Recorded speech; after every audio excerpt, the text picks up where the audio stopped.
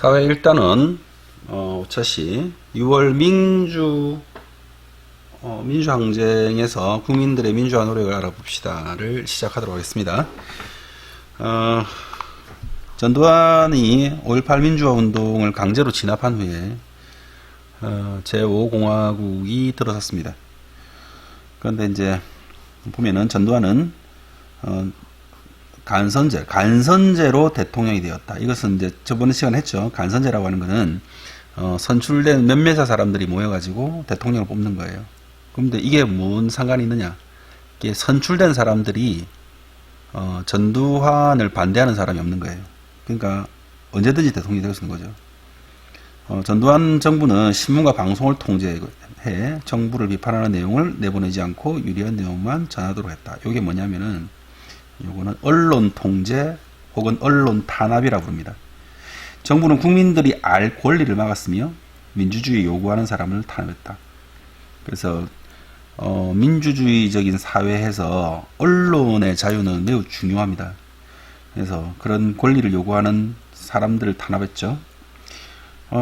이제 5공화국은 1980년에 시작해가지고 이제 87년 전두환은 자기가 대통령이 되면서 자기는 한 번만 대통령을 하겠다라고 선언했어요. 그래서 대신에 대통령의 임기를 7년으로 했어요. 7년 단임제.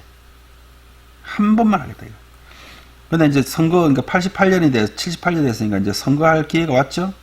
왔는데, 앞에서 이제 간선제로 만들어 놨기 때문에, 이렇게 가다면, 이제, 이게 81년부터구나. 이렇게 가다 보면, 전두환이 밀어준 다음 사람이 대통령이 될 수밖에 없었습니다. 그래서 사람들은 대통령을 직선으로 뽑기 위해서 헌법을 바꾸라고 이렇게 시위를 하기 시작했어요. 1987년 민주화 운동에 참여했던 대학생 박종철은 당시에 대학교 1학년이었어요.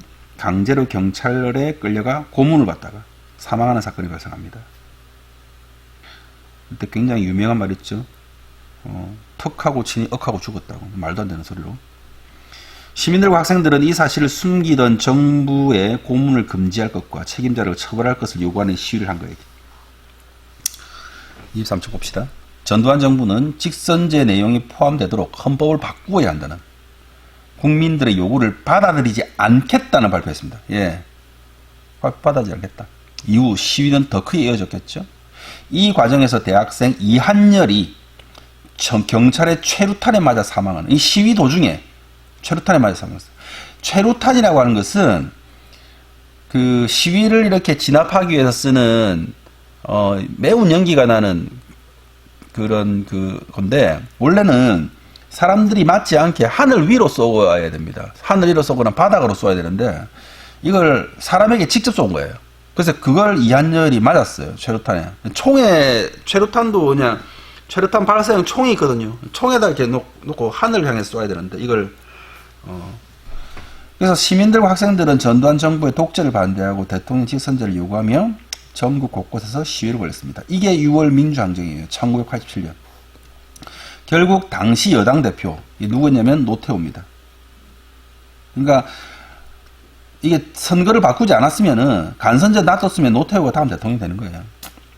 직선제를 포함한 민주화 요구를 받아들이겠다는 발표를 할 수밖에 없습니다. 이게 6.29 선언입니다. 1987년에 이걸 누가 발표했냐? 노태우가 했습니다.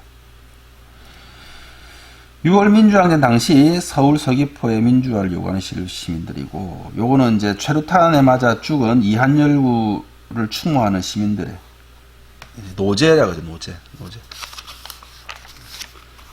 자, 24조. 국민들은 불법적으로 잡은 권력을 유지하고자 민주주의를 탄압했던 정권에 맞서 싸워 승리한 것을 기뻐했습니다. 6.29 항쟁에서 승리했으니까 6월 민주항쟁은 우리 사회 여러 분야에 민주적인 제도를 만들고 그것을 실천해 나갈 수 있는 중요한 사건이 되었죠. 6.29 민주화 선언에는 어떤 내용이 담고 있을까? 지금으로 보면 지극히 당연한 건데 그 당시로서는 못했던 것을 이렇게 얻어낸 거예요. 6월 29일 민주화 선언은 대통령 직선제, 대통령은 국민들이 직접 뽑는다. 언론의 자유보장, 그 전까지는 언론에 신문기사를 뭘 낼 건지 방송에 뭘 낼 건지를 사전에 다 검열이라고 해가지고 국가기관이 다 이거를 국가가 불필요하다고 생각하거나 안 좋은 내용은 빼버렸어요. 지방자치단체 시 지금은 시장, 군수, 도지사가 시민들이 직접 뽑지만 그 당시에는 다 공무원이었어요. 그냥 국가가 내려버렸습니다. 지역감정 없애기 등의 내용을 담고 있다. 6월 민주항쟁 이후 헌법을 개정하거나 법을 새롭게 만들어내는 내용을 실천해 나갔다. 대통령 직선제에 관한 내용을 얘기하고 있고, 이건 언론 자유에 대한 걸 얘기하고 있습니다. 요거는 그 지방자치에 관계된 내용을 다루고 있고, 요거는 지역감정 없애기에 대한 내용을 다루고 있죠. 탐구활동, 가상 면담을 하며 6월 민주항쟁의 의미를 살펴보자. 다음은 6월 민주항쟁 관련된 사진들입니다. 사진을 보고 물어봐 봅시다. 박종철 추모 집회. 이 왜 그랬다고 했는지 앞에 나와 있어요. 시위에서 죽은 박종철 군. 시위 때문에 죽은 게 아니죠.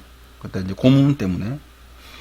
직선제를 받아들이겠다는 정부 발표에 기뻐하는 시민들. 영어 629 선언 이후에입니다. 이한열 기념관을 찾으십니다. 이한열 당시 대학생이었던 이한열은 시위 도중에 최루탄에 맞아서 죽었고, 그것이 시민들에게 엄청난 분노를 불러일으켰습니다. 사진 속에 한 사람을 선택해서 가상 면담을 하고 합니다. 그럼 여러분 생각해보세요. 여기가 지금 박종철 군 죽었을 때가 대학교 1학년이었어요. 1학년. 여러분은 초등 6학년. 여러분 몇 살? 13살입니까? 6학년. 중학교 3학년, 고등학교 3학년, 대학 6. 19살. 19살. 무려 19살이라 아니라 19살밖에 안 된 거예요. 19살밖에 안 된 청년이 고문을 받다가 죽어버렸어요. 과연 그렇다면 우리는 어떤 마음이 들까요? 그리고 두 번째는 직선제 발표. 직접 국민들이 대통령을 선출할 수 있다 라는 것을 알게 되어서 기뻐하는 시민들은 어떤 모습일까요? 그 다음에 이한열 기념관. 이한열 일사는 시위 도중에 최루탄을 맞아서 죽었죠. 여러분들이 만약에 그렇게 내가 오늘 죽을 수도 있다고 생각을 한다면 과연 그런 용기를 낼 수 있을까? 그때의 사람들은 지금보다 훨씬 더 용기가 많았기 때문에 이런 일을 했을까? 그렇지는 않을 것 같아요. 그래서 우리가 한번 생각을 해보면서 가상의 대화를 하나 보는 것. 자, 6월 민주항쟁 하면 떠오르는 두 개를 고르고 그 까닭을 써보자. 참여, 용기, 관용, 배려, 자유, 평등, 정의, 희망, 평화, 인권, 배움, 사랑, 믿음, 희생.